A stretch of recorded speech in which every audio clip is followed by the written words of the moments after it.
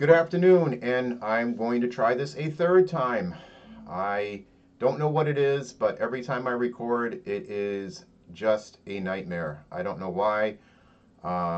Maybe I just forget some parts of it if I go too long, or something doesn't jive, or the computer starts wailing. My computer wails, it's old.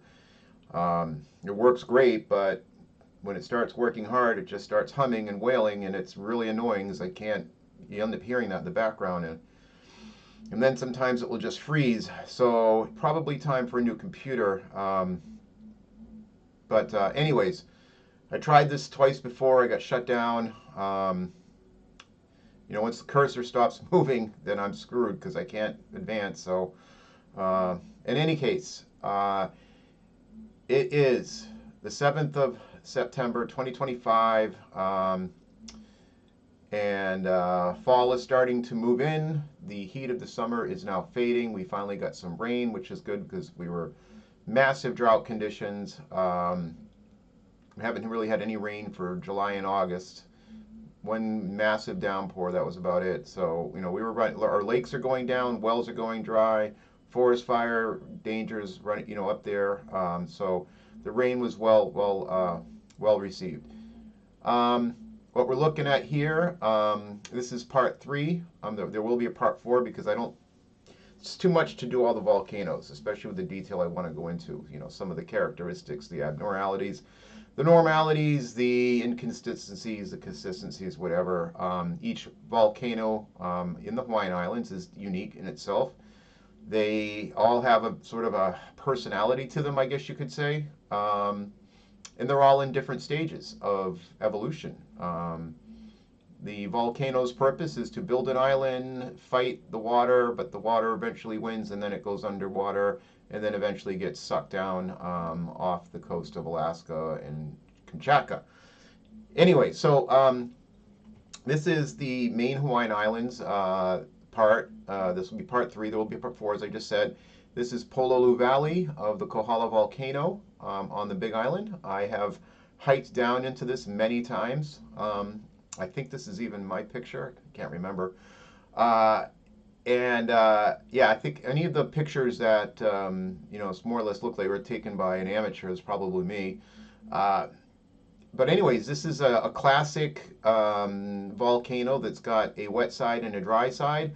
The wet side is here. The waves from the trades just consistently keep cutting in and backing this cliff up. Also between here, and you can very, very, very slightly see in the distance the other side of this long valley. There's a bunch of valleys right here. I think there's 10 or 11 of them. I can't remember. And you end down here with Waipio, and there was a huge offshore landslide that took a good chunk of this mountain out, and it left this scar. And that's why it's advanced back. And each of these valleys are river valleys that have been getting cut quicker because there's a lot more rain on this side than there is on the dry side of it. This area down here is generally rough, and if you don't know what you're doing, do not go in the water here because nobody is going to come get you. But it's an excellent training ground for young teenagers like I was back in the day to get out and surf some super gnarly beach breaks. It was always a consistent wave out there. I actually caught this back in, I don't remember the year, 25, maybe 2005, I don't know. But some family, the Bassards, came, and we snuck off, me and Danny, and I think Davey came with us, and Travis. And we went down, we hiked down in here. And I got to tell you, it was one of the most epic surf sessions I have ever seen. Like just fluorescent greenish aqua water and no wind, which is absolutely unheard of here, with just peeling left and right waves. It was as if it was just made for us, and it was beautiful. I've never seen it like it since or before. So anyways, here we go. Big Island.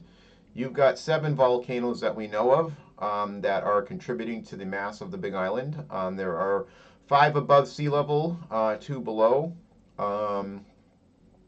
And this is a Google map image showing all of them. So in order of age, we start with the Mauna Kea volcano, the Kohala volcano, then the Mauna Kea volcano, the Hualalai volcano, the Mauna Loa volcano, the Kilauea volcano, and of course Loihi. And this is a very tough word to pronounce, and I don't feel like doing it right now, but I will do it by the end of the this video, I hope. I'll come back to it. I'm going to make an attempt at it. Let's try it now. Kama e hua kana loa. All right. Kahama e kana loa. Okay.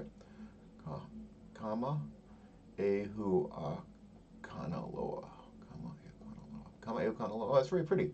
Anyways, so this is the Loihi Seamount up here, about 30 miles or so southeast of the Big Island, and it will eventually occupy this area right in here and fill up this void and extend this island somewhere down this way. I do not believe this is far enough away to start a whole new island, so we assume it's going to connect to here.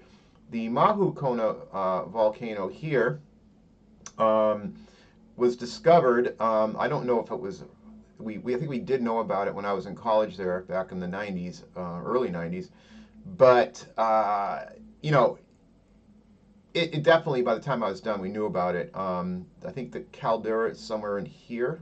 And what you have is basically a very large offshore platform with a caldera and a summit and a rift zone that extends out right here, maybe even one right here. But this volcano has been submerged. It's been submerged for a very long time, you know, at least 300,000 years, I believe. I don't know, throwing that off the top of my head. But at one point it was several hundred feet above sea level. It did make it. And again, more evidence that eruptive rates of volcanoes are not consistent. Right? I've been saying that for years. You know, why is this one so much smaller than these two? You know, there's got to be a reason. Now, we think that this one was probably about on the same order as these, but this one, I have a tough time believing that. Same as Kohala and Lanai. They seem smaller. Ni'iau definitely seems smaller, but anyway, these are the main Hawaiian volcanoes, and of course, from activity-wise, it's slow. You know, extinct, going into rejuvenation, maybe. Who knows? Erosional stage, going into rejuvenation, or still post-shield, probably post-shield, early post-shield, late post-shield, late shield, mid-shield, and early shield. So yeah. A lot going on, all food groups represented here, with the exception of rejuvenated volcanism, because this probably has not got there yet, just as Haleakala has not got there yet, and I don't believe, well, I can't remember if Kohala is there. I think that they were post-alkalics. Were they? Somehow I feel like there might have been one. Anyway, we'll come to that. But anyways, it's a big island, and this is going to be the focus primarily of our talk today. This is a crazy geologic map. I could not find a better version of blow up to make this more clear, but I just wanted to throw out, you know, how crazy things can get. I mean, look at all these. I mean, there's not even that many colors, so you know, there's repetitive colors and codes, and this is just how we make our geologic maps. You know, there's probably more going on right here. It's just this is so wooded that it's very hard to tell. But each one of these are all of the subsurface, not subsurface, the superficial volcanoes. Kohala, Mauna Kea, Hualalai is kind of just bounded by right here. Get Mauna Loa, it takes up the bulk of the island, and Kilauea. You know, Mauna Loa is basically imposing on both of these two volcanoes. I mean, it just has covered up probably half of them. Who knows?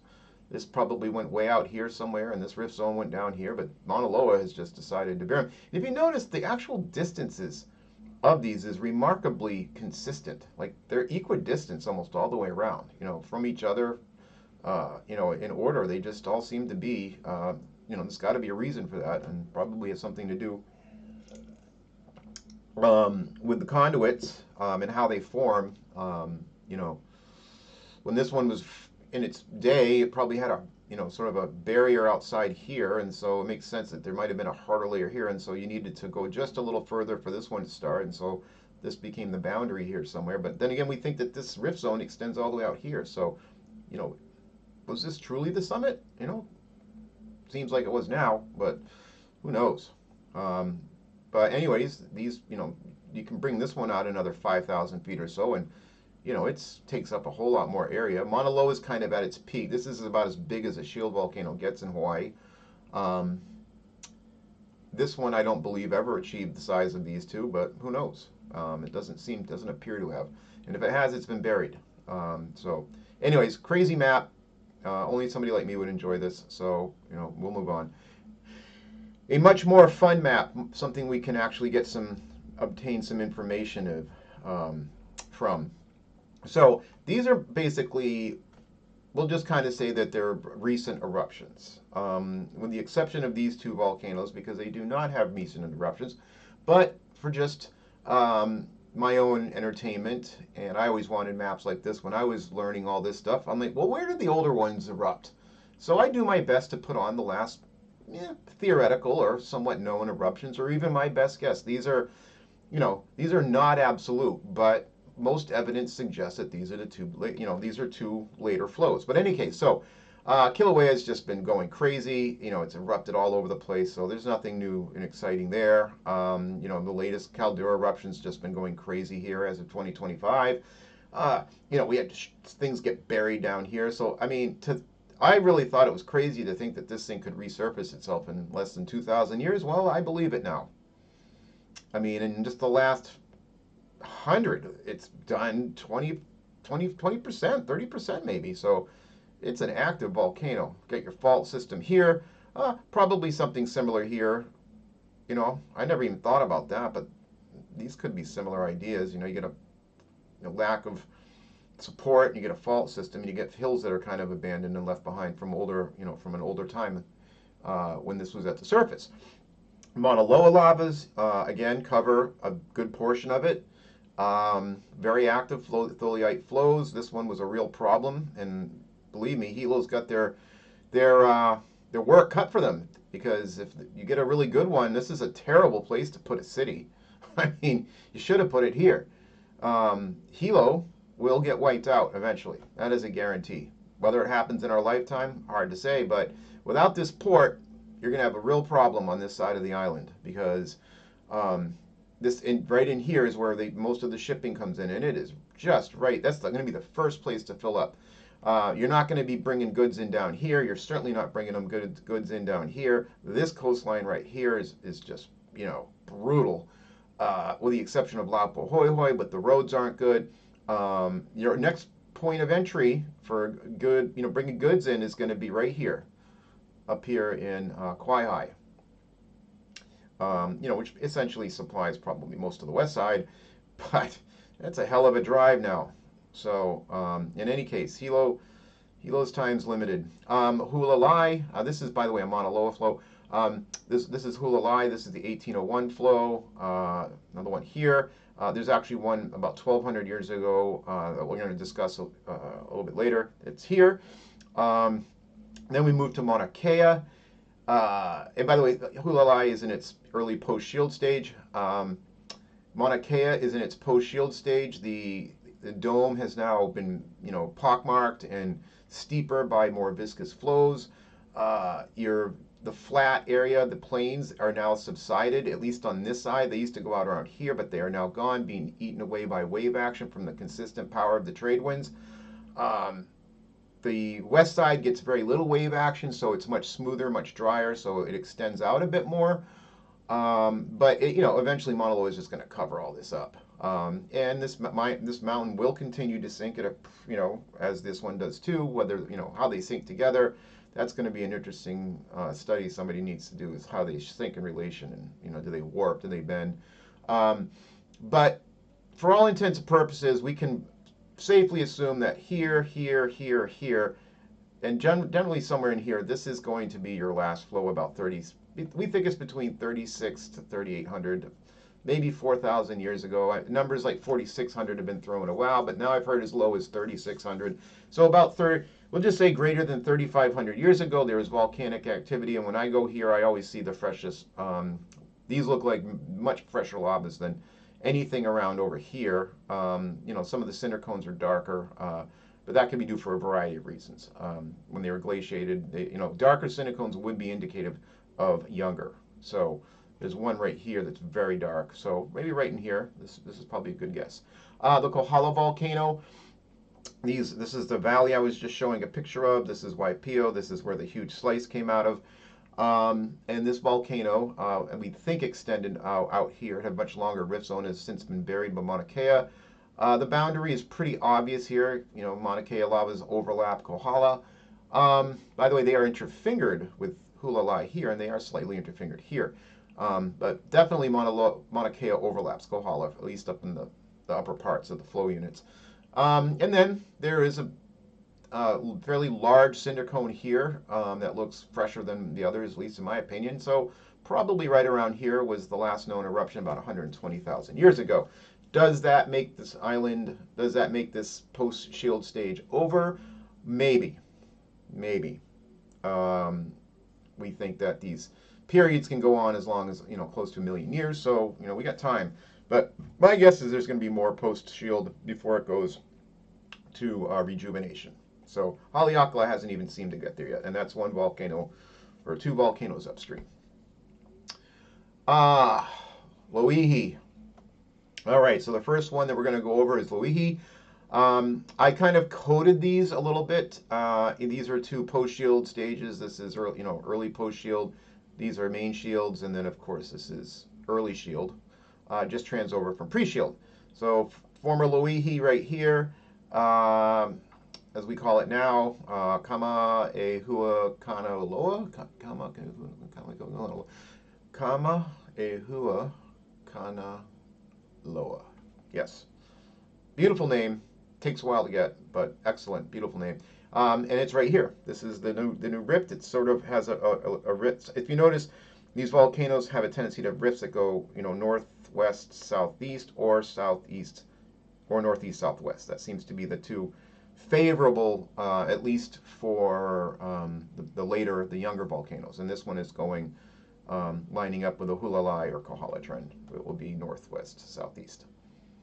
So this is, I don't know if this is radar or it's probably based off of it, but this is sort of what Loihi looks like.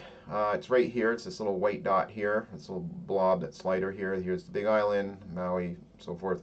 Old shorelines, and of course the Loihi volcano here. And this is what it looks like. It's sort of got a, this is sort of the trend you would see. Kilauea would be right here.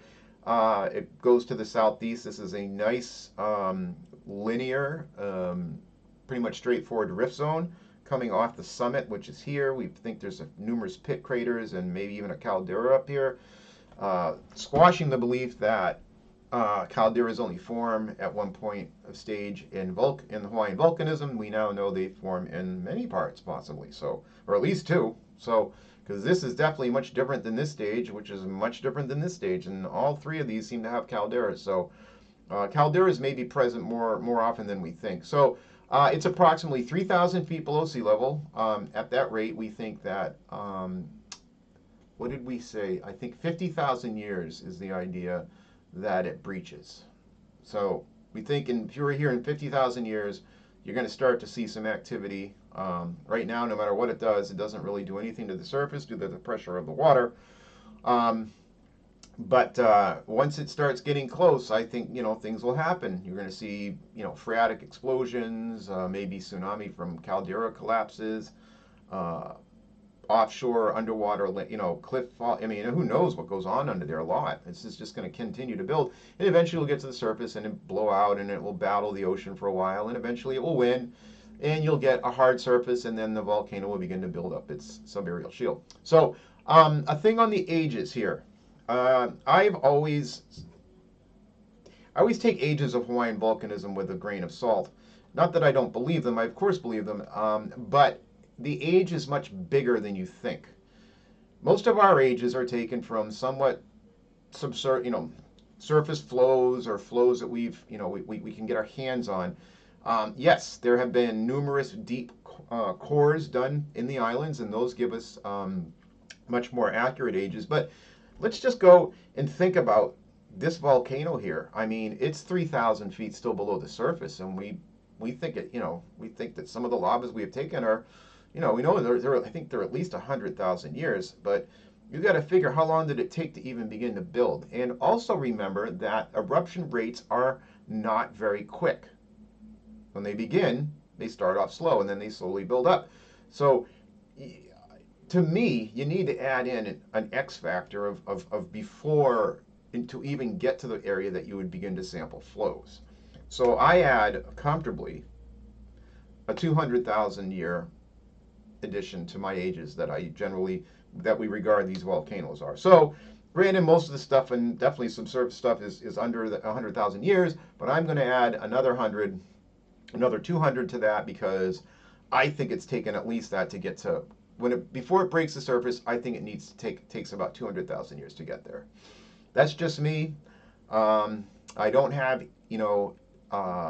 any hard proof evidence of that, but I'm using common sense in saying that by the time you're taking samples of these, given how much these islands sink, and given the time it takes because they start off slow before they start building up momentum, we know that this volcano does not erupt as much as Kilauea, so it's working its way up. So it's going to take some time before we even get to a point where you breach the surface. And yes, our cores are down in subaerial flows or subsurface flows in Kilauea and Mauna Kea, but again, these islands sink too. So you're also looking at a sink factor. So I'm going to say that whatever as a rule, I've added 200,000 years to my ages. And this is, when I think of age, I think of inception. How old is it? Not how old is the top, but how old is it? And I think that you go back 250,000 years, there you might see the infancy where this breaks the surface of the floor of the ocean. Now, this also brings me to another point. I think there's another one out there. I don't think that this is the youngest volcano. I think that there's something even going before this.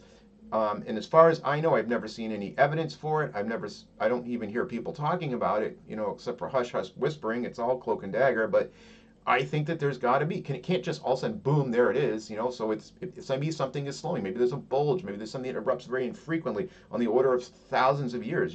But I do think that there's something else out there. And I could be wrong, but if I'm right, remember where you heard it. Anyway, so the Luihi volcano, I don't know if I would. This might not be right. It's definitely early thoyatic lavas. We see transitions from pre-alkalic lavas, pre-shields. Now we're into the very early shields, so we're getting thoyatic lavas. The eruptive events, it probably should be greater than 25 years. I think I made a mistake on that, but I would say between 25 and 50 years would be a good guess. And in the early 90s, it was thought that we had an eruption there, so we're getting over 25 years now. So I don't recall. I think there's been a few more swarms, so I may up that a little bit. We'll just say 20. Give me the mulligan. 25 to 50 years, maybe. All right, Kilauea volcano. Dun dun dun. All right, here she is in all her glory. And as you can see, you have a wet side and a dry side, just like a lot of these volcanoes. And it's not really so much just a rain shadow because Kilauea is really flat, but it's a matter of just distance. The North Trades will dump their moisture, and once you get to past 3,000 feet, it starts to really take it out. And so you can see you're very wet right up and through here, and then once you've gone over that, when you stand here, you're higher than almost any point on Oahu. And we know that the Koholaus take out a lot of the rain. And these are 1,000 feet higher. This whole bulge of a mountain is 1,000 feet higher. So I think Kilauea is 4,000 something. And here's a caldera here, which has changed greatly in the last 8 or 10 years or so. Most specifically in the last, I think it's 5 or 7, I can't remember. But at one point, this drained so much after there was a huge eruption down here, and I don't. Is it on here? Yeah, maybe it is. Yeah, there's Pohihi. Yeah, Pohihi. So we had a huge eruption down here that just buried, once again, more towns, more houses, more sublots, more bays. Only after the caldera seemed the summit reservoir seemed to drain, and this went down almost to sea level. I think it actually went below, like 4,000 feet this thing went down, and it was a hole of unimaginable magnitude. And so it makes sense to me that once you did that, today, let's fast forward 5, 6 years later, you take away all that pressure. Let's face it, that rock weighs a lot. All that pressure is gone, and now everything moved back up into the summit reservoir. Guess what? There's nothing there to cap it. You want to heat. Think of a pressure cooker. You can get it very hot. You need to keep the pressure on. But once you pull that, you release that pressure, it cannot hold that heat. It expands. And that is exactly what's happening. And that's why we're seeing, in my opinion, eruptions that are absolutely mind-boggling in size. Because, I mean, they're going like, close to 1,000 feet. And that's because everything is degassing, everything is depressurizing, and it's happening very shallow and very quickly. And you're going to watch that caldera is going to fill right back up again. That's my guess anyway. Southwest Rift Zone here, not nearly as active, but we had some action, I think earlier this year or late last year, I can't remember. This is Pu'uo'o. This is Mauna Ulu, I believe, right here, Chain of Craters Road. Yeah. I actually drove this many years ago when the Kohala Pond, I believe, is here. And in my lifetime, this city's been gone. This whole area's gone. Shark Bay. There used to be houses up in here. Some poor soul that just waited it out. Made it for a while, but then eventually he ended up getting his house got whacked. And this road has been gone for decades now. I mean, what's the point of it? Every time you rebuild it, it just gets shafted and buried. So I don't know what the status of it. I can't remember what they've done with it. But in any case, this mountain is very active. So 4,009 feet.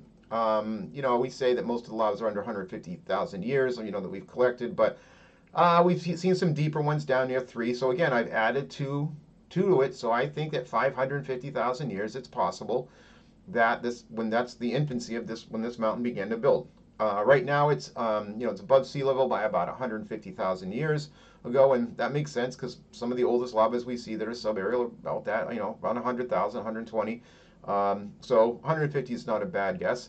Tholeiitic lavas, main sealed stage, very hot, very has the highest silica content you're going to get in relation to low feldspars.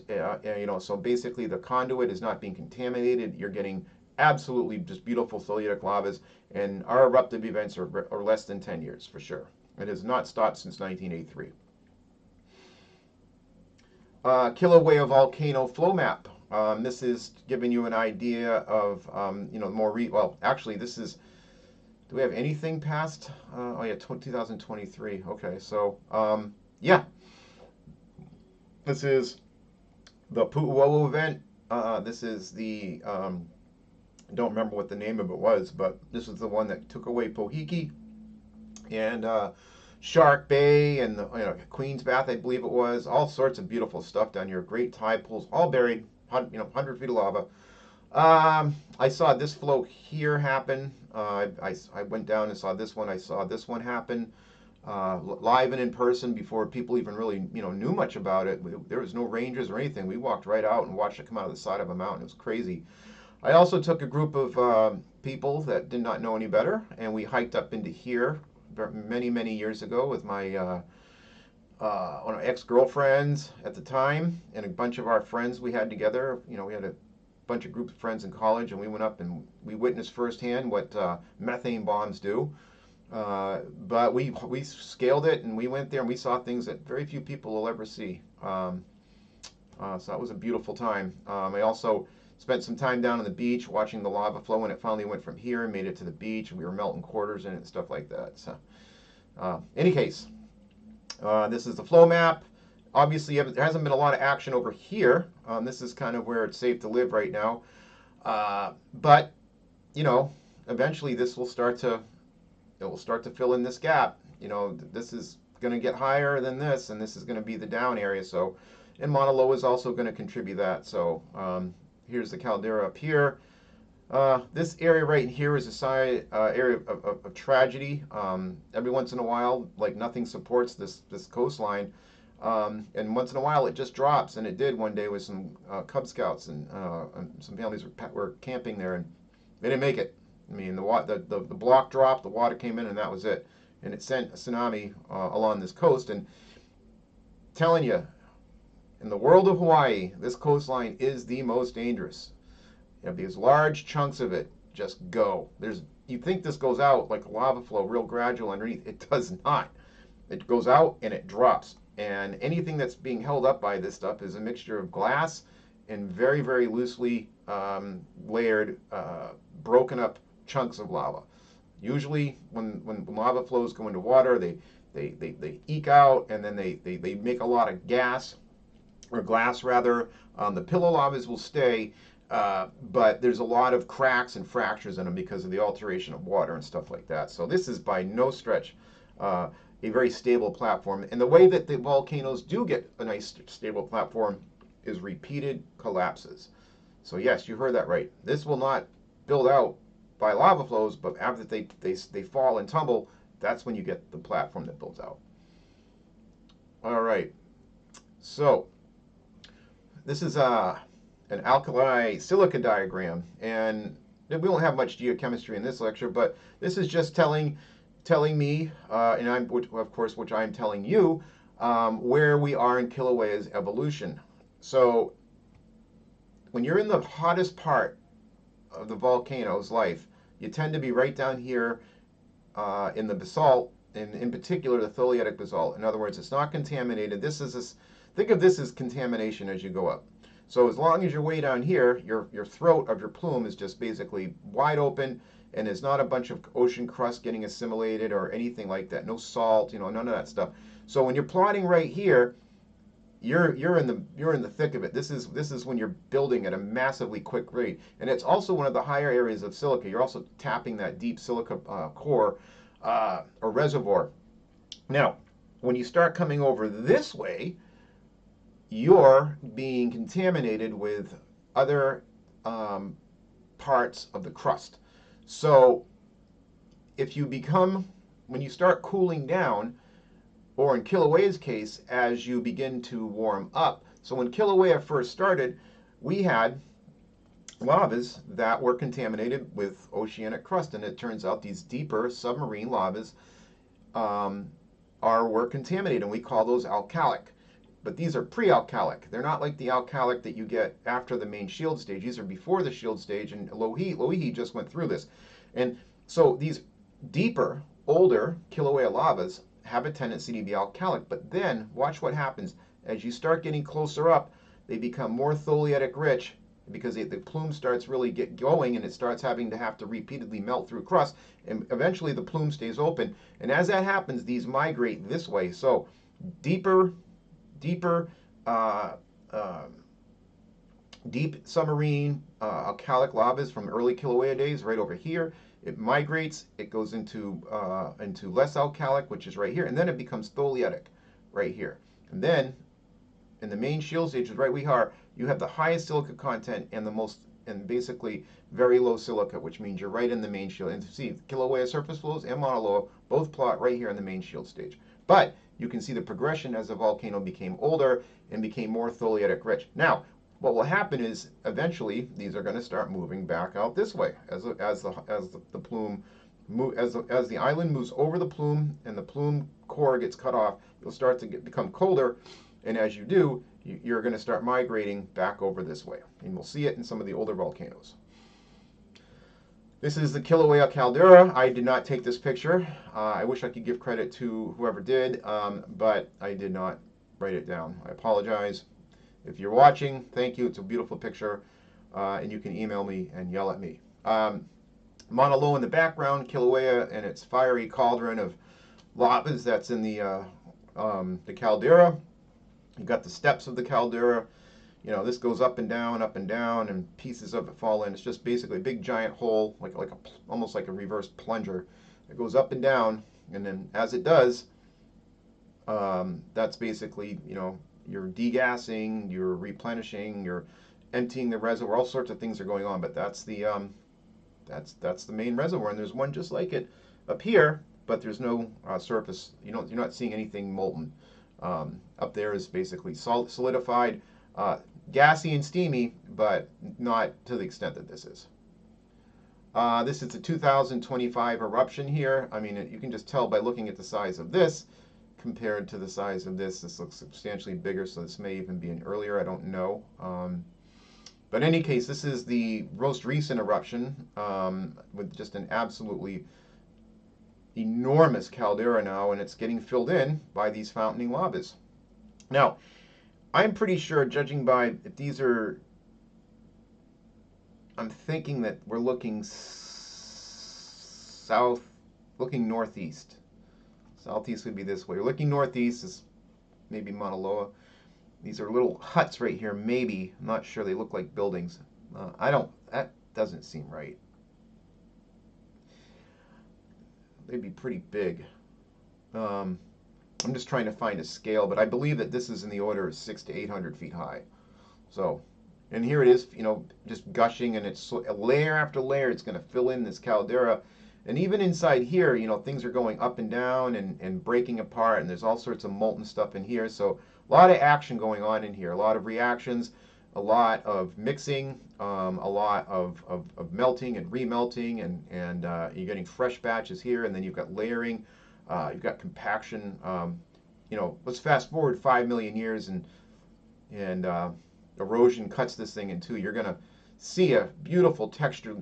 You're going to just looks like you had a soup bowl and you just layered, different layers of cereal all the way up to the top with layers of milk in between. That's what you'd see. Kalapapa. Oh, this is wrong. It's not Kalapapa. This is, is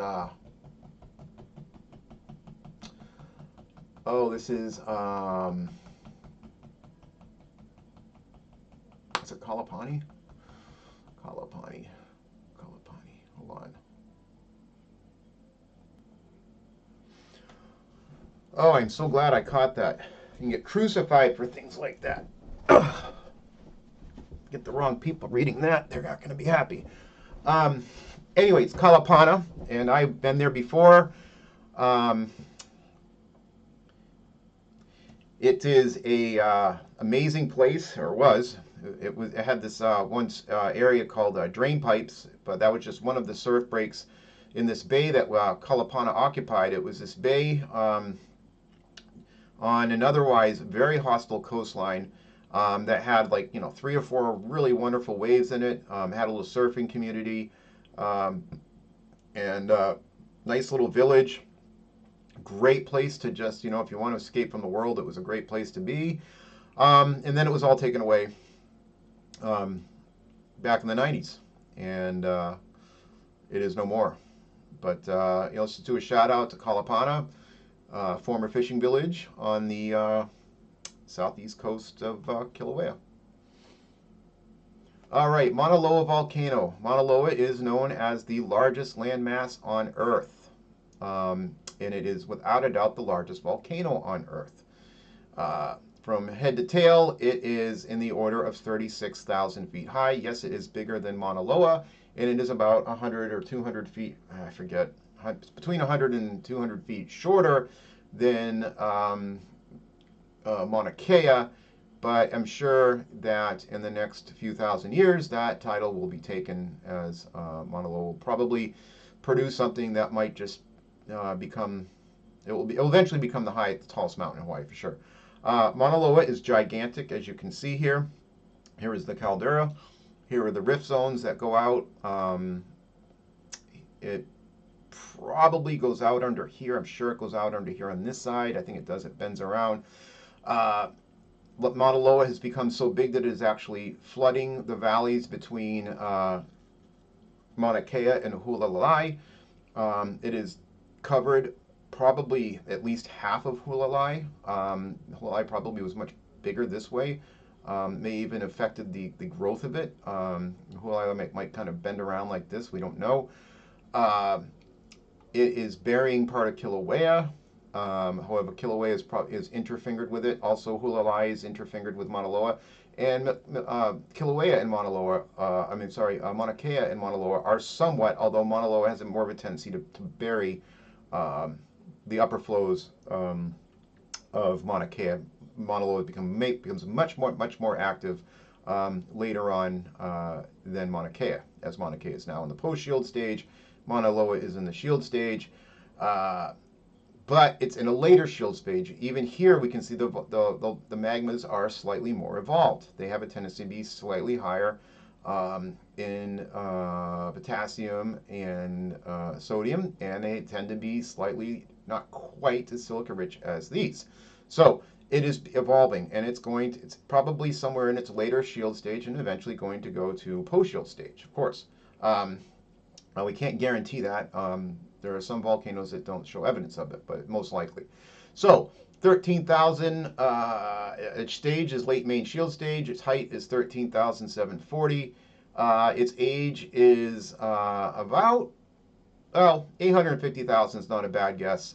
Definitely probably above sea level, about 300,000, producing tholeiitic lavas, and its eruptive activity is usually under 25 years on average.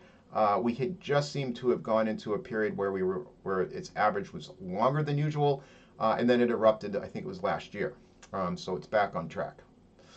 But it was inactive from 1984 to 2024, so almost 50 years. Well, what is that? Yeah, 40 some years. So in Mauna Loa's life, that's a fairly long time. The Mauna Loa flow map. This is a flow map plus a hazard map. As you can see, you've got flows going through here, through the gap between Mauna Kea and Hualalai. You got a big area covered here on the southwest rift as well as the northeast rift. Northeast rift is particularly problematic towards Hilo, whereas the southwest rift zone is just problematic to anybody that wants to get to Kona from the Kau side. If you're going this way and when you have an eruption, it just sucks because you cannot get around this. And to go all the way around is not a short drive. The Big Island is big and it's aptly named. But so far, we haven't really had much action over here in the late 19th century and the early 20th century. So, but eventually this will get cut off. Down here is South Point. There's beautiful cliffs down here. There's a green sand beach over here. It was one of the older areas of the Mauna Loa. Yeah, Mauna Loa is very young. It's funny, for the world's largest volcano, it has the least amount of surfable waves. Think about that one for a second. I mean, look at this coastline. There are almost zero. I mean, there's a few. I'm not saying there's none. But for the most part, there are not a lot of rideable waves around this this volcano. Not a lot around this one, and definitely, I mean, there used to be a good batch of them right here, but those are now gone. There was what was left over, Pohiki, gone. So there's literally almost zero, well, there's probably one or two rideable waves on this coastline. Nothing here. There's some kind of khaki breaks here, but they're super gnarly. This coastline has 1, 2, 3 rideable waves down in here. You got Haleakala up here, Waipio, but that's actually, I'd consider that a Kohala mountain wave. Then you've got numerous rideable ones here that only break on rare occasions. And of course, there's some rideable waves here around Hualalai and the Kona coast. But we are discussing lava flows, not surf. But anyways, lava flow map. So the stage of Mauna Loa, as given by our alkali silica diagram, we have alkalic up here, but like I said, Mauna Loa is in its main shield stage, and boom, there it is, right there. All the evidence you need that you are deep in the tholeiitic zone, you have the highest amount of silica that you're probably going to get out of this mountain, and it's sitting right here, very well, very comfortable in the tholeiitic zone. These up here are earlier lavas, glasses, stuff like that, and they have a tendency to be more alkalic.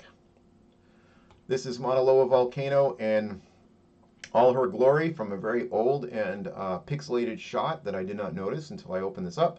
But you get the idea. It is a giant dome, worthy of its status of world's largest volcano and single landmass. All the black are recent lava flows that just dot. I mean, look at this guy cruising all the way down here. So I think we're looking at it from the south. This looks like Hualalai over here, which means Hilo would be down here. Kilauea is over here. So actually, we're looking kind of west. Looking at it from the southeast, maybe east-south. Maybe looking straight west. Kona would be back over here somewhere. All right, speaking of Hualalai, and one of my personal favorites is the Hualalai volcano. when I first went to Hawaii many years ago, the Hualalai volcano was basically looming over my dad's place in Kona. I spent some wonderful time there, and all I did was stare at this mountain. I even uh, made numerous attempts to just bushwhack and climb the thing. I was so excited. I wanted to get to the summit of it. I almost went into some very dangerous fields. Back in that day, you could get shot if you went into Pakalolo fields. I had a couple of guys give me a nice escort out of one time. So, uh, yeah, when you're young and numb and you go to Hawaii, you don't think about the repercussions. So, I eventually did drive all the way up Koloko Drive and get up to about 4,500 feet or so um, in a very active area of the mountain, which is right down here, and explore some amazing pit craters and even throats of that fed this flow right here. These are the two most recent flows right here. This is, I forget the names of them. This is a Hui Hui flow. And the outbreak is right here. This one is up here. And then it also kind of drained on this side.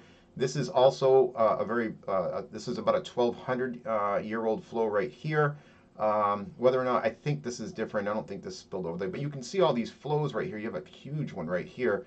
So Hualalai has been very active in the last, in the last 100,000 years. It's gone from a shield stage to a post-shield stage, and in early post-shields, the upper reservoirs seem to have been somewhat solidifying. We think that the more main reservoirs down one of the deeper ones, but I do believe you still have some upper activity here. But look at, you can see it built all this peninsula here, it built this out here. Well, not a peninsula, but this lobe right here. You can see how it built a lobe here. The Kona. This is down near Kona right here. This big old lobe right here. So this mountain has been active. It's just it has a hummocky. It's not quite as broad as it used to be. So now it's got hummocky cinecones, and these cinecones make the surface a little bit more rough, and you're going to see that. So Hualalai volcano in its post-shield stage, it stands at a grand 8,271 feet high, just barely high enough that on the right winter you will get snow here. It is one of 4 places that you get snow. Haleakala, Mauna Kea, and Mauna Loa are the other 3. But there are pictures of snow on some of these upper cinder cones. I actually have a radar image that shows snow. We had a really, really gnarly winter storm where snow went down to almost 7,000 feet, and I got a blip of some snow falling over this, so it was pretty cool. So Hualalai has always been one of the most problematic for me to wrap my head around the age of it, because, the bulk of Mauna Loa and Mauna Kea, it's supposed to be somewhere between the ages of both, but to build Mauna Loa, you've got to go back at least 850,000 years, in my opinion. And then, Mauna Kea is probably around 1 million, maybe 1.1 at the oldest, but yet it's almost unfathomable to think that you would have a mountain like this, of this size, that's, just looking at the lavas, you can tell it's not as old as Mauna Kea, and it's more evolved than Mauna Loa. So where the hell do you put the age? Did it just grow at a slower rate? And if that's the case, it would have been around 900,000 years old. But I don't know. I wrestle with this one. So I put the full age is about 5 to 700,000 years. I feel it's more like 8 or 9, but for argument's sake, I'm just going to be 5 to 7. There's been really no surface lava flows that are really older than 3, I don't believe. And so I'm going to add that magic 200,000 years to get there. Tholeiitic lavas are just offshore. There are no, as far as I know, there are no known surface alkalic tholeiitic flows. They're all alkalic. So Hualalai has been very active in post-shield volcanism in the last at least 50,000 years. The eruptive events are probably in the order of 300 years or so, because this one right here is 1801. This one is 1200. I think they found 1200 here to 1400, which would put that at about 300 years. So yeah, and of course the lavas are alkalic lavas now. They're post-shield lavas. They're alkalic lavas. This is a Mauna Loa flow, just to give you an idea of how long that thing. This is Puuwawa, this is a whole different animal in itself. I don't know if I'm going to talk about this much, but there's a tracheite flow that kind of shows up right here and over here. Actually, it just is right here, I think. In any case, these lavas are way more evolved than anything that Hualalai should be producing. In fact, it's way more evolved than pretty much anything should be reproducing. Maybe the Kohala volcano.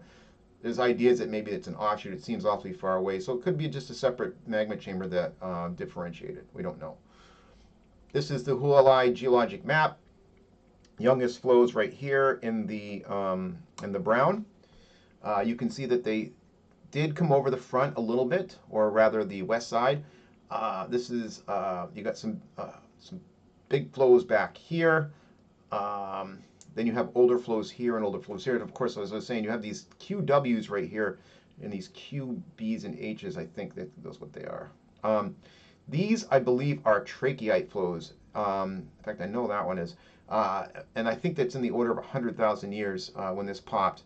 So, and then there's surface flows that kind of pop up down here. Yeah, where the road makes, yeah, this is it right here.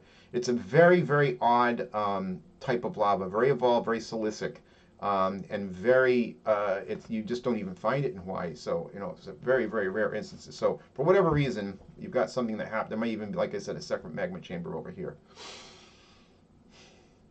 The Hualalai alkali silica diagram map. Now, as I said, Hualalai has gone from, it's gone through pre-shield to main shield. It is now in early post-shield. And those lavas are becoming more alkalic and starting to increase in sodium, and they are also starting to decrease in silica. And as you can see here, you got, I think, what did they, they put Mauna Loa. Yeah, the Mauna Loa and Kilauea right here are the, you know, just thick in the middle alkalics. I mean, tholeiitic lavas. And then you have underlying deeper early flows from Hualalai, which are bang right in the tholeiitic zone. And then you see the progression. The post-shield lavas become increasingly more alkalic over time until they end up over here in Hawaiiites. Now, this is the tracheite that I was talking about. This is a very, very very evolved lava, and it plots way over here, high in silica. And again, most likely it's not related to the main magma chamber. This is something else. But this is shows you the evolution. You started here, you came back, and then you went up, and the trend is obviously going this way. And that shows that Hualalai is now in the early post-shield stage. And these lavas are going to start going either this way or this way, but they're going to start, they may even start going this way. But once they start going over in here, then they become rejuvenated, and that's a whole different ballgame. This is Hualalai volcano in all her glory. This was probably taken a while ago. This is Kailua Kona, a beautiful little town. My dad lived there for about 25 years. I spent part of my life there between, you know, 17 and 20. Crazy time. Boy, fun though. Completely irresponsible. Just a young guy surfing. That was good stuff. This is the main, the summit peaks. These are the ones you'll see the frost rims if you ever get it. This is just barely above tree line. It's kind of like tree lines right about here. This is where I went and roamed around over here to go and check out some pit craters. But yeah, this is beautiful Kona. It's, you know, I've got one of my best friends on the planet lives up here in Mauna Loa. He knows who he is. Yeah, a lot of good times there. And again, you can see the dome that was once, you know, the volcano, but then you can see the cap. Like, this is misleading. It's probably a tree line, but you know, that's the cap. Hualalai recent lava flow map. All right, so here's the Big Island, and this, you know, some Hualalai is right here. This is the 1801 flows. These are, you know, probably 1700 flows, slightly earlier, 100 years or so. And then you have this Waiapele. Waiapele is believed to be about 12 to 1400 years old. So about another 300 years before this, but 4 before that, you had this. And I believe that this even goes over on this side a little bit. So these are within the last, we'll just say the last 1,000 years. There might be some other ones over here. So we'll just say the last 500 to 600 years. That's what you get. So you got 3 fairly decent sized flows in the last 600 years. So that's why we say about 200 years is about the average you get Hualalai flows. All right, Mauna Kea volcano. We are now moving down the line a little bit here. The Mauna Kea volcano is a post-shield volcano. It is gigantic. It is the tallest mountain on Earth, measured from base to summit. Yes, bigger than Everest by almost a mile. Everest is 29,000 feet above the surface, above sea level, but Mauna Kea goes down another uh, what, 20,000 feet or so. I forget what it is. Something just gigantic. They're 14,000 feet above surface, plus you're in another 14,000 feet of water, plus you account for the base of the crust and the bend down. Yeah, it's just gigantic. So Mauna Kea is you can see the dark surface flows of Mauna Loa right here, and they bend, meaning that they go this way and this way, meaning that Mauna Kea was here first, and it is slowly burying the southwestern flank of the mountain. But Mauna Kea has changed its composition and is now erupting more alkalic lavas. It's in a post-shield stage. It is 13,800 feet. It is around 900,000 years old, probably began, give or take. It was probably above sea level by about 500,000 years ago, and it is erupting alkalic lavas, and eruptive events are greater than 4,500 years ago. We could say younger than that, maybe 36, but let's just go safe. It's probably older than this. And the likely candidates are this area right here. This is an area where I see these look like fresh flows here. It's actually probably more like this, but this is an area that seems to be fresher than most of the others. You have a couple of dark vents here. This one seems the youngest of the upper vents. This one's young, and that one's young, and that one are young. One of these sent a flow down that went into Laupohoihoi, which I believe is, I think it's right there. Yeah, it looks like Laupohoihoi. Could be this one over here. But anyway, actually, maybe it's here. Anyways, yeah, I think it is here. These are giant cinder cones. Some of them the order of close to 600-700 feet high. People ski these when they get snow on them. This area right here, believe it or not, this is from a glacial cap. Mauna Kea had its own glacier at one point, and this is the extent that the ice pushed down and grinded everything. So the question is, which came first? To me, this cinder cone may have been there because it looks like this ice went around it. This may have come up underneath of it. These may have come up underneath of ice sheets. It's hard to say.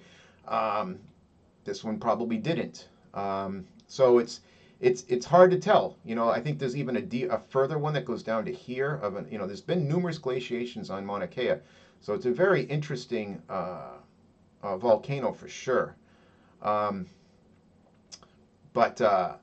Yeah, and so it extends offshore here. It extends off. This is probably the extent of the original shoreline right here. The belt road goes around here. Hilo's right here. But Mauna Kea is a volcano that is in its it's in a latter part of its active life. It's in the post-shield stage, and it is producing explosive lavas, and its conduits have basically decided to start shutting down. And really, I'm going to show in a bit here how you have a change in the chemistry that shows us that the upper magma chambers have now primarily solidified, and you're now drawing off of the lower magma chambers, and that is a change in lava compositions, and that was coming up next. So here's a geologic map of Mauna Kea. You got Hawaiiites. These are all post-shield lavas. Those are obviously Hawaiiites and what have you. Anything in white is older. Those are Hamakua volcanics, and those are the shield stages of the volcano. So the cap has made has made just that. It's made a cap, but it has not basically covered everything.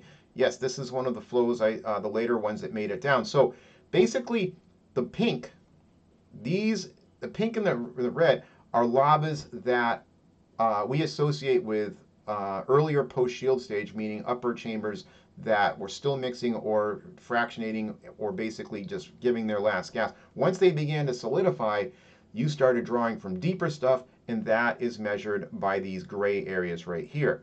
So the Laupohoihoi volcanics are something that signify a change from deeper magma chambers with the orange and the the pink. I mean the pink and the well, the pink and the darker pink, to the grays and the blacks. The grays and blacks are older cinder cones, I mean, are younger cinder cones, and they are tapping a much deeper source, and that is shown up in the geochemistry. Younger flow, older flows, older post shields, younger post shields. So I did get that right down here. Okay, nailed that. Geolog map of the Mauna Kea volcano 2007. This is just, an updated one, and it shows the this right here is, I believe, the ice age, the ice cap, the material left around by the ice cap. Again, dark, sort of this.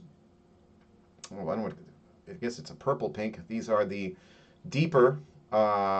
These are the shallow upper reservoir lava flows, and then older post shields, and then here the lighter pink is the Laupohoihoi, and the more recent deeper magma reservoirs, reservoir post shield flows.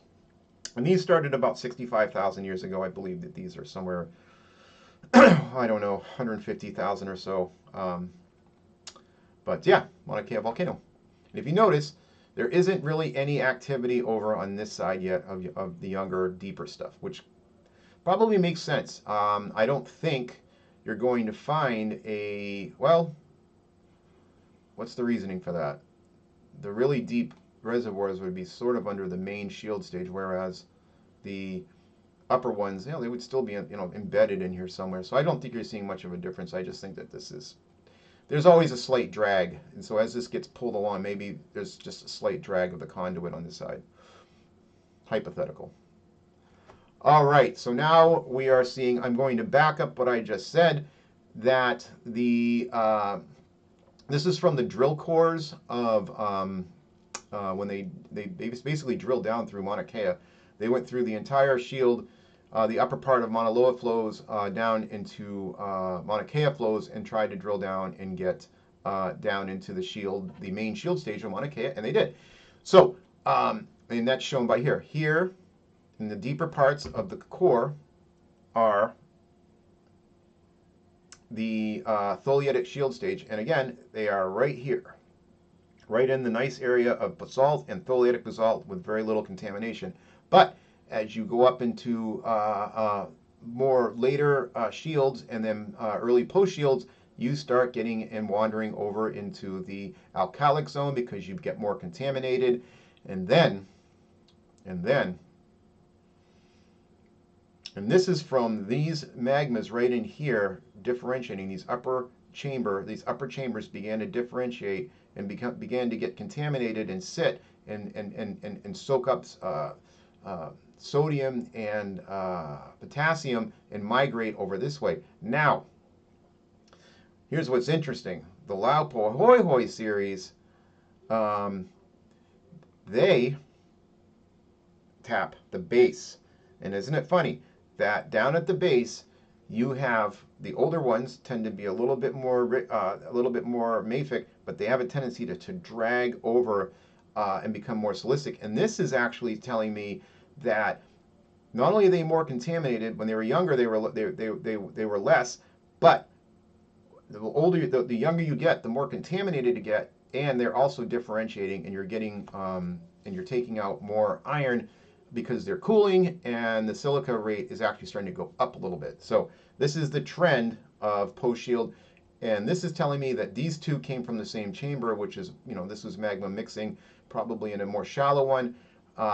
Here, this is from a much deeper source, and it's taking out something because you're just getting you're getting a major shift.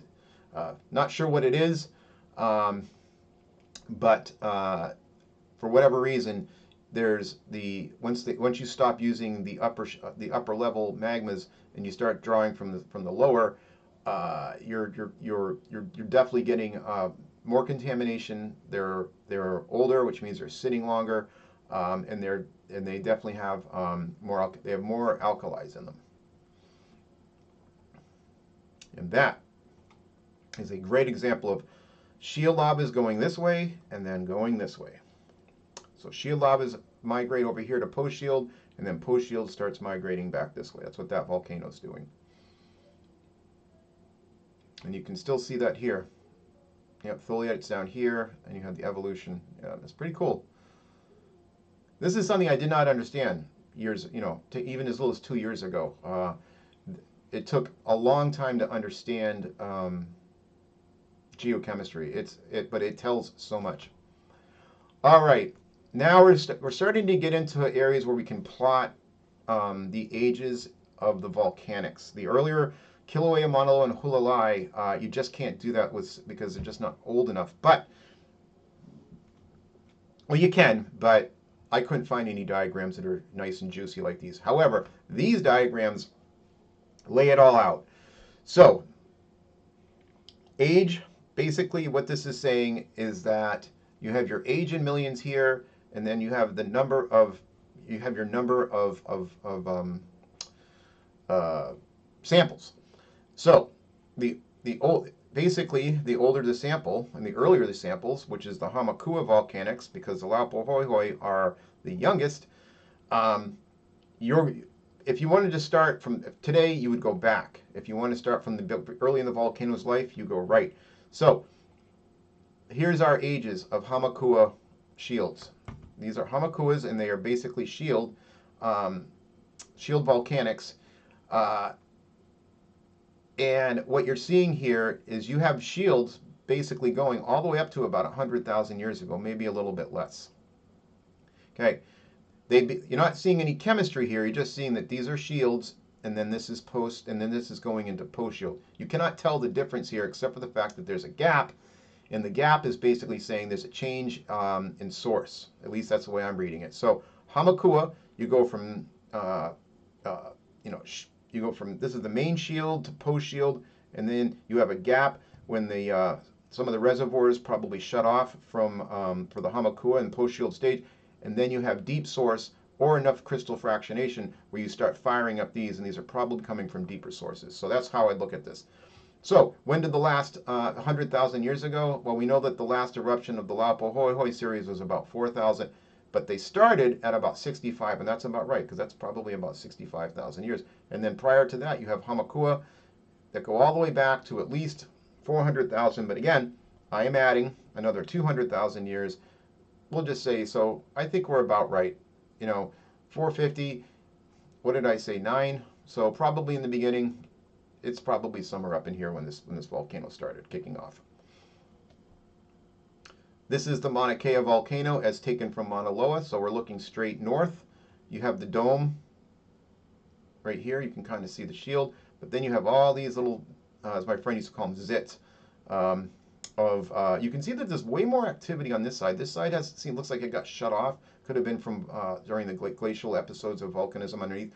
But if you come over here, you see almost like a river here, and then you see something much smoother here. It looks to me like this side of the volcano had more activity in post-shield times, and then you start getting post-shields over here. This is Mauna Kea. This is taken from me up on the mountain. I used to drive up there periodically. You got some cinder cones here, You can see that interesting that this has been scraped. Now to me, that's telling me that glaciers came along and scraped the hell out of that, unless these are surface lava flows that are later.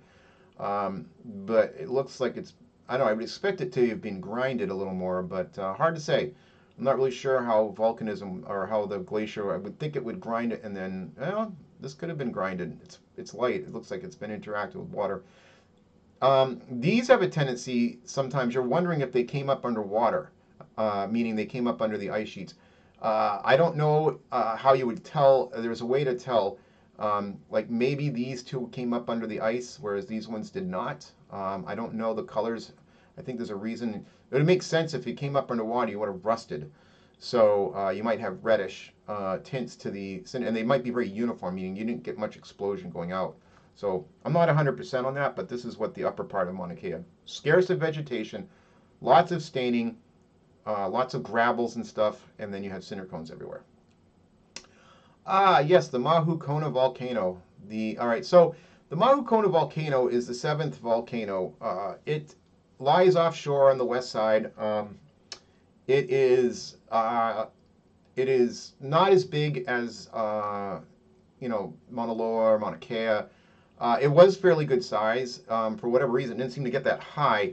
From what we know, its highest point, I guess it has been determined, was about 800 feet or so above sea level. Maybe up to 2,200, I'm not sure. I feel like I've heard the number 800 thrown a while. Anyway, and that's been determined by offshore cuts in the volcano itself. So when you find certain cuts, they're usually wave platforms that can usually tell us. That might even be what this is right here. That will tell us what. Well, I don't know what this is. It will tell us basically where the ocean was an extended period of time. So, obviously this mountain built up to its zenith, and then it began to subside and erode, and then the waves cut into it. So somewhere in here, there's a cut bench, and might even be here. I don't know. Like I said, I have a hard time figuring out where exactly that is. But at some point, part of this mountain was above sea level, and it was determined by lavas erupted underwater. Definitely have a different appearance, and can be even chemically altered than they would if they were above sea level. So this is most likely in its late post-shield stage, erosional stage. I have a hard time believing it's in the rejuvenation stage because Kohala and Haleakala are not. So they're the surrounding volcanoes, although Kohala is supposed to be younger. So I'm going to just assume that this probably hasn't got there either. So it's either in a post-shield stage or erosional stage. It's about 3,700 feet below sea level. Probably about 1.2 million years it's been in life since it originally started. Probably above sea level by 800,000 years ago. The last eruption was most likely post-shield, and its eruptive events unknown. I couldn't even begin to tell you where the last eruption was on that. So anyways, offshore submerged volcano, the Mauna Kea volcano. Kohala volcano. All right, so this is the oldest of the Hawaiian main Big Island volcanoes. It is in the late post-shield stage, possibly erosional. I don't think it's there yet. I think this has some more stuff to pump out. The shield is still very largely intact. Yes, there's areas where it's erosion is definitely taking its toll, but we're not anywhere near eroded as any of some of the older volcanoes. At its height, it's about 5,800 feet. It was probably well over 10,000 in its heyday. We can see that there's offshore, the shorelines where there's this conspicuous benches cut out that are at least down about 5,000 feet. So it's at least a mile higher than it is now. It's probably around 1,000,000 to 900,000 years old. It was above sea level by maybe 700,000 years, 7 to 8, hard to say. Its last eruption was a post-shield alkalic lava, and its eruptive events are over 120,000 years, and that is determined by this guy right here. I think this is the last flow. There's a couple candidates for that. Just me, this is the one that always seemed to me to look like the youngest. So I'm definitely guessing it's very possible that somewhere in a more grown area that you could have had areas in the back of the valleys that had eruptions. We know something poured over in Pololu. The difference between these two areas is very simple. This doesn't have any post-shield lavas, and this area does. For one reason or another, this area has not received post-shield lavas.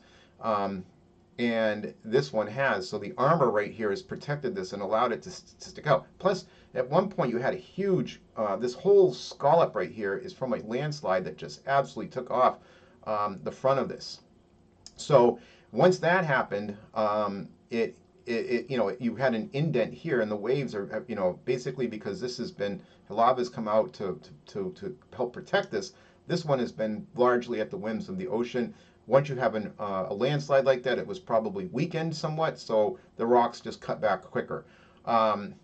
So eventually these valleys, as you can see, they're going to start heading in. And this is evidence that the caldera was probably right around here, because caldera rocks have a tendency to be altered. They tend to get steam, heat, just seismic activity. Rocks in this area tend to be loose. So once the rivers cut back and they find that border and they get into the caldera of the volcanoes, they almost always accelerate erosion and basically cut very quickly into them. The West Maui Mountains are clear evidence of that. Haleakala, its crater is erosional. That's evidence. East Molokai.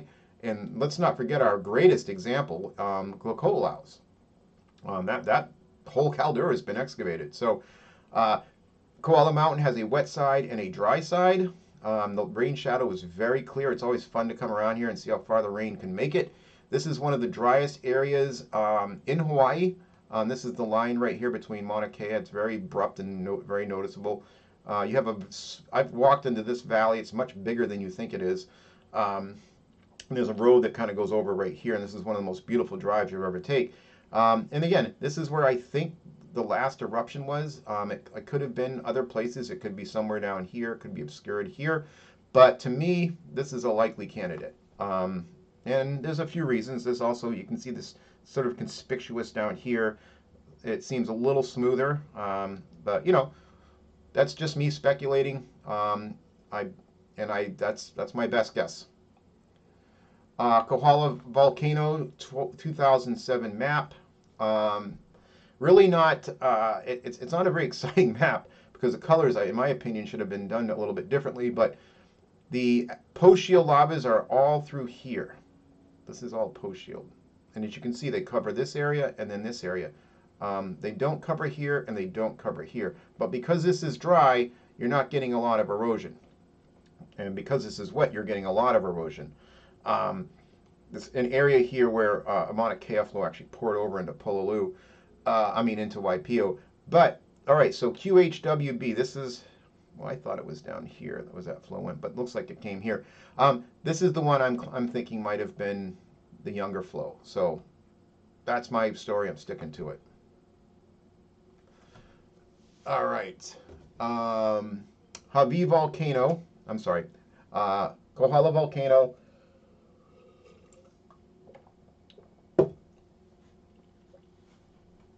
Geochemistry. We have a very similar trend showing up. You have the Kilauea Mauna Loa standard of tholeiitic basalt, and then you have the Pololu volcanics, which was the main shield building stage lavas. That's what we name them as. And you see a progression. Go right over here, across the alkalic line, and then go up. And what is happening here is that the conduit is shutting down. Down here, everything is wonderful, and nothing's getting contaminated. But again, just like Mauna Kea, it starts to slow down. You don't get as much heat going through. You're getting cooling. You're getting fractionation. You're getting contamination, and the lava chemistry changes and becomes alkalic. Now, later, during the post-shield stages and the later Hawaii volcanics and the capping lavas, you have a tendency to start going this way, all the way up to tracheite. And again, very, very odd to get something of that caliber, but most of the post-shield lavas are right in here, and that's exactly where you want them. If you start going over to basanites and stuff like that, and you're getting into this area up here, you're getting into silica undersaturation, and that's your first key of rejuvenated volcanism. Ages of Kohala volcanics. Got, again, Pololu the older, the Hawaii the younger, the capping lavas. And you can see a progression. Again, if you want to go from youngest to oldest, you go this way. If you want to go from oldest to youngest, you go this way. This is just a number. There's no real chemistry being shown here. It's just showing you numbers. So you see ages that could be upwards of 1.2. So again, I feel like somewhere around here is when this volcano began.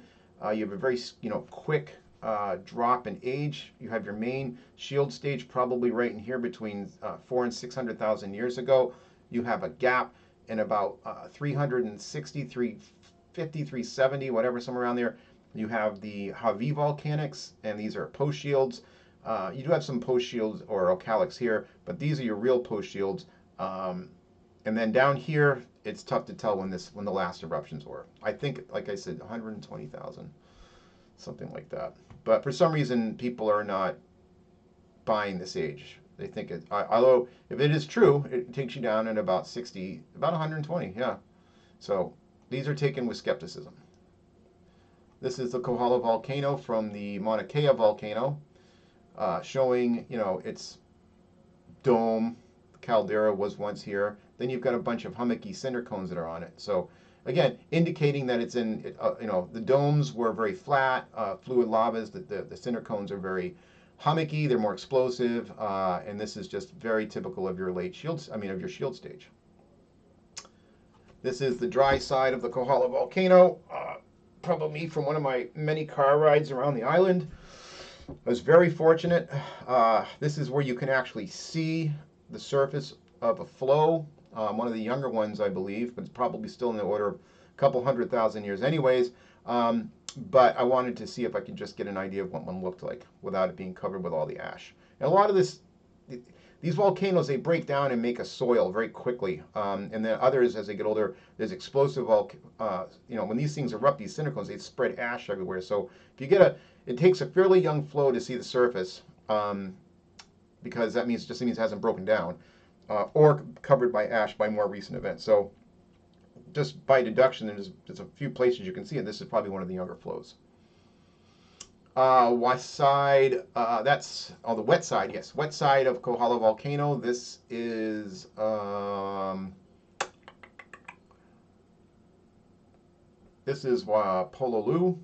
I think it's Pololu. Yeah, it looks like Pololu. Yeah, Pololu Valley.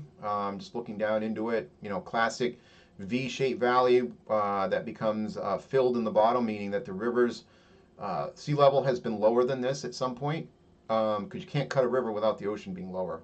Or more likely, the volcano has subsided, but either way, in relation to the floor of the valley, it was once higher than it is now, because you can't cut a river valley unless it's above sea level. All right, Maui. We're going to do Haleakala and then call it a day. Haleakala is an incredible volcano. They're all incredible, but Haleakala really gives us Haleakala is a missing link, in my opinion. For one, it's on another island besides the Big Island. It's been active young enough so we can visibly see fresh lava flows within the last 500 years. It's gone through a shield, a post-shield stage. It has gone through a point where the erosion has actually entered into the caldera of the original volcano and cut into it. It has had one of its rift zones completely seal up, while others have remained active or rejuvenated active. It's not rejuvenated volcanism. For a long time, Haleakala was thought to be in rejuvenated volcanism. It is not. Geochemistry indicates that it is in late post-shield stage, and it has been that way for about 900,000 years, so a very long time. Maui is made up of also the West Maui Mountains. It has a beautiful Hawaiian name, which I did not put on here just for the sake of scripture and writing too many things, but when I go over it, I will give you the name. But the West Maui volcano essentially is, in a much further stage of erosion. It has this very straight line right here. I'm certain was somehow related to Haleakala when it was budding, when it was basically putting lava flows out here, but it's probably since revealed itself slightly more as Haleakala has sunk in relation to this. There's probably a fault in here of some sort somewhere, or at least bending down. West Maui has gone through shield, post-shield, and rejuvenated stage. Right over here, right behind Lahaina, is a series of 4 eruptions that are rejuvenated. They are silica undersaturated. They went through a very long gap before they finally popped out. And so therefore it is classified that West Maui has gone in and entered rejuvenated stage. Whether or not it continues to stay there or it's extinct is hard to tell.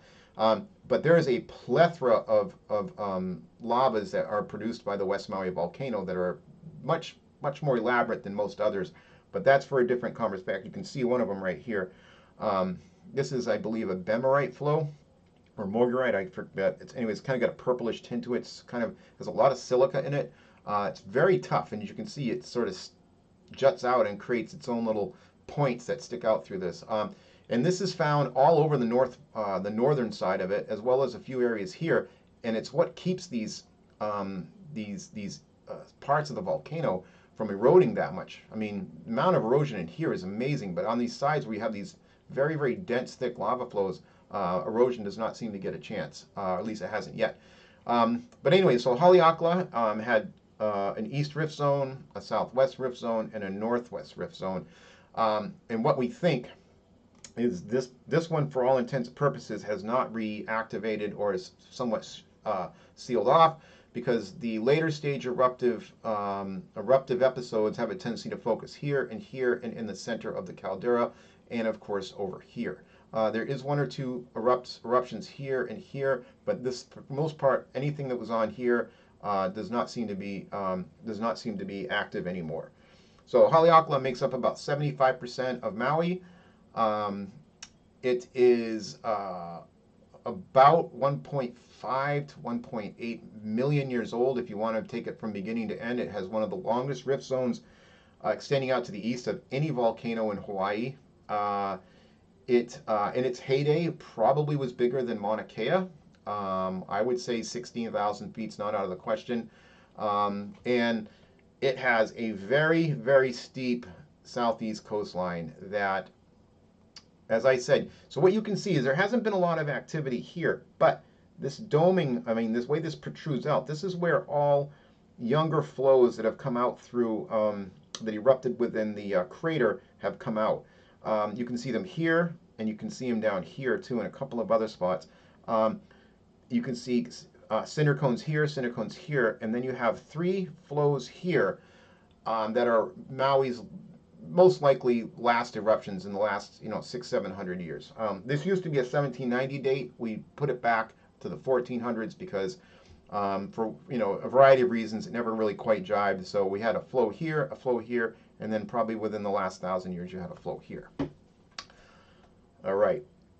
So Haleakala volcano, there it is in all its glory.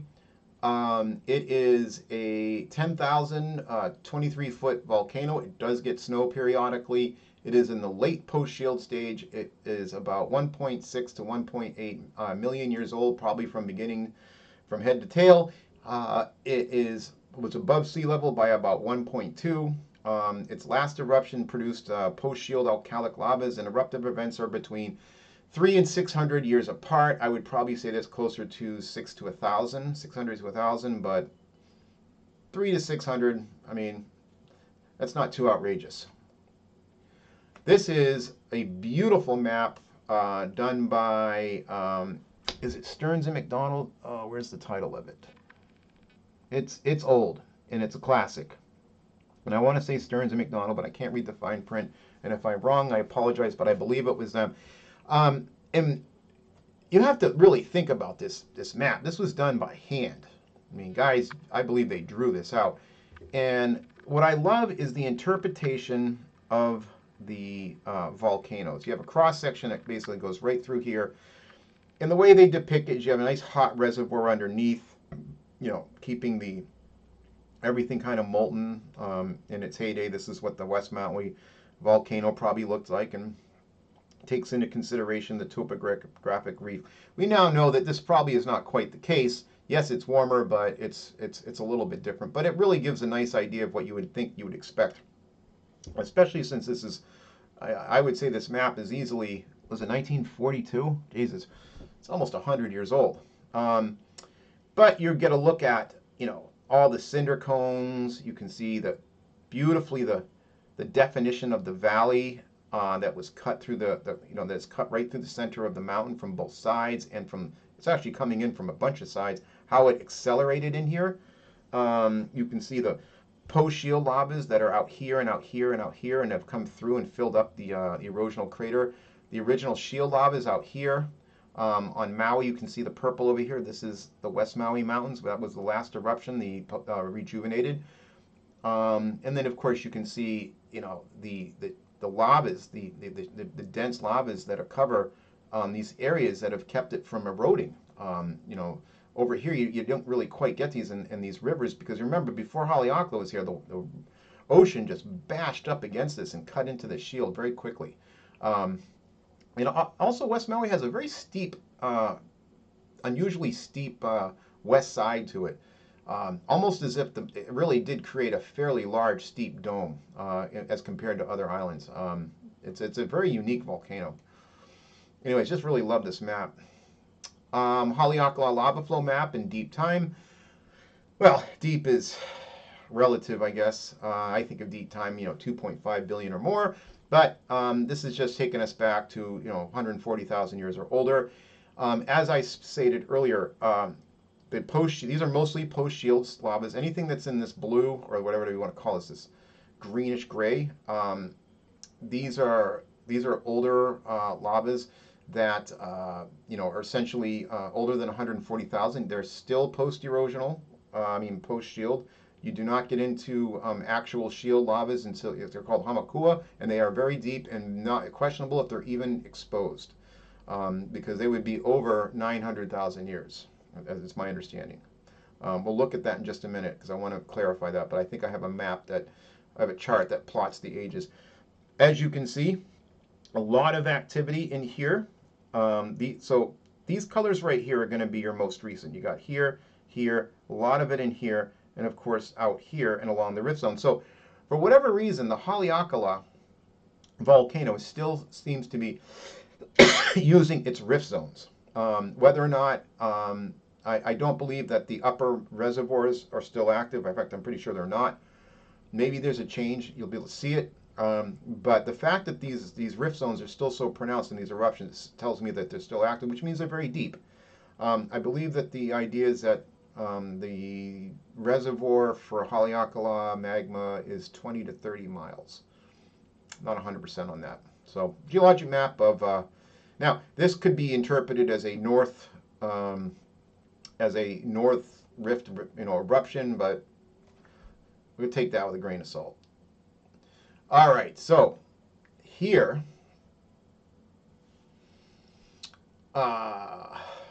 is, and I made a mistake. It's not Hamakua. It's Hanamo. Hanumano. That's right. I get that wrong. Hanumano basalts. Okay, so this is the AL diagram. The alkali silica diagram. Again, with our regular plot of Mauna Loa and Kilauea shields as our standard. And as you can see, you had nice, shield lavas here down in the Hanumano shield lavas, and then it progressively started going over here and getting contaminated with lower silica, which we expect, and that became the Kula volcanics.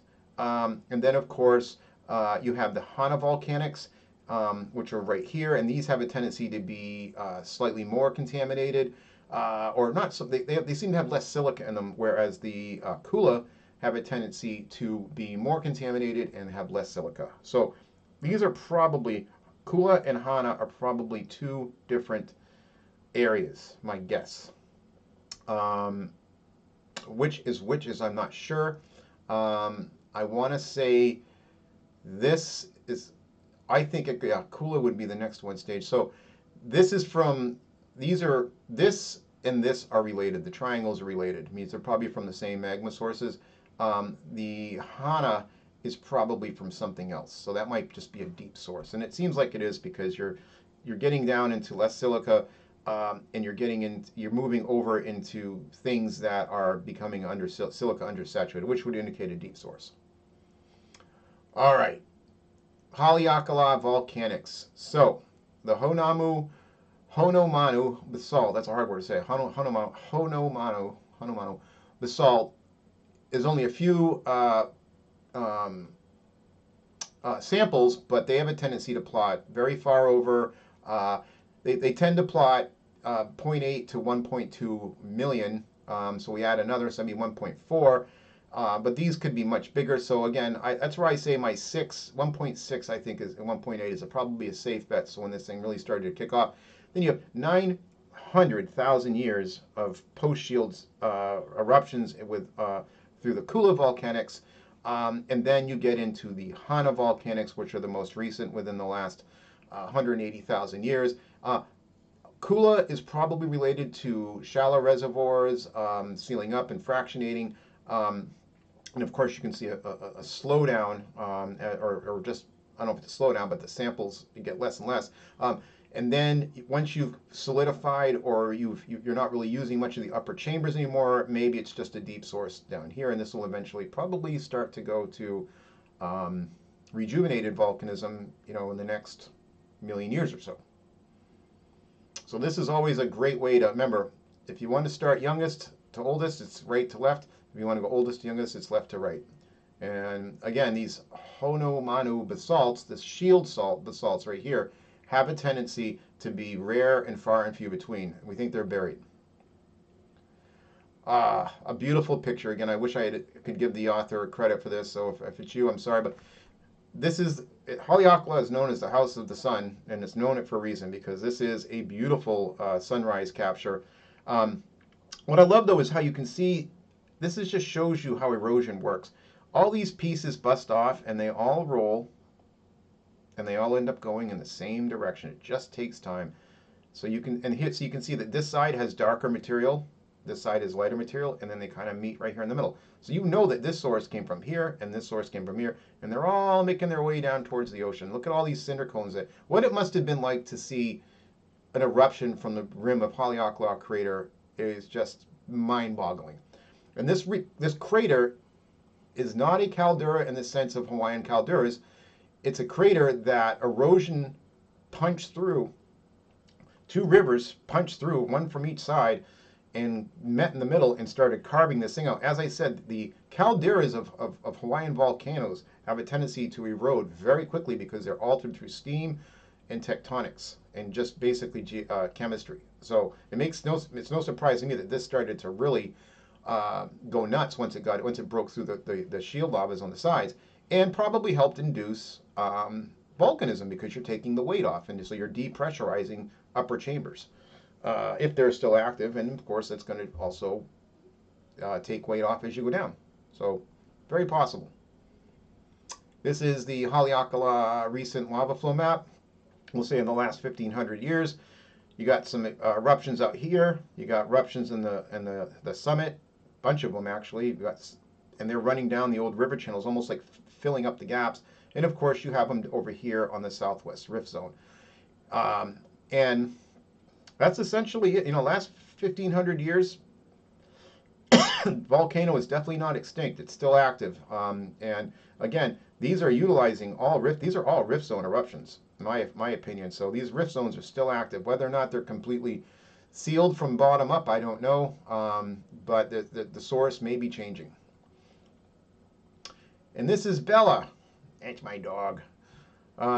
Anyway, when we see Bella, we know that the lecture's over, and I hope everybody enjoyed this lecture. It was a lot of fun to do. Part 4 is going to come out, and that's going to be the rest of the Maui Nui Massif, Kohala, Lanai, East-West Molokai, Oahu, and Kauai, and Niihau. And those will be the volcanoes I go over next. So I hope everybody had a great day, and thank you for watching. Aloha.